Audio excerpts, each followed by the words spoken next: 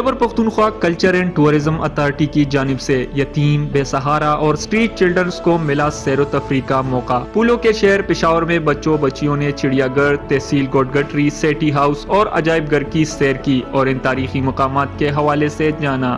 چڑیا گھر گئے، یہاں پہ آئے، بس بہت انجوائے کرا، بہت مزہ آیا۔ مجھے بہت اچھا لگا، یہ ہم پشاور زو بھی گئے ہیں، ادھر بھی آئے ہیں۔ ان کو ایسی کوئی اپرچونٹی نہیں ملتی کہ یہ دیکھ سکیں، مطلب دنیا تو چھوڑیں، شہر کو، اپنے شہر کو ایکسپلور کر سکیں۔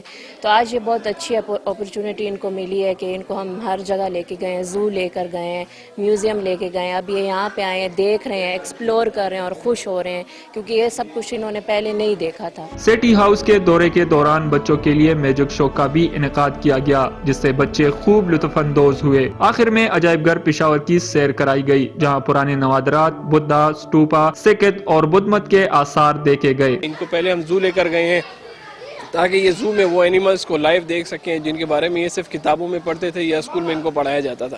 اس کے بعد ہم ان کو گورگٹری پشاور لے کر آئے، جہاں پر ہمارے آثار قدیمہ کے آثار موجود ہیں، وہ ساری چیزیں یہاں موجود ہیں، اس کے بارے میں بتایا جائے گا، پشاور کی تاریخ کے بارے میں بتایا جائے گا۔ یتیم اور بے سہارا بچوں کو پشاور شہر کے قدیمی مقامات کی سیر کرانے کا مقصد تعلیمی سرگرمیوں کے ساتھ ساتھ بچوں کو تفریح کے مواقع بھی فراہم کرنا ہے۔ سید فرحان شاہ، پختونخوا ریڈیو، مردان۔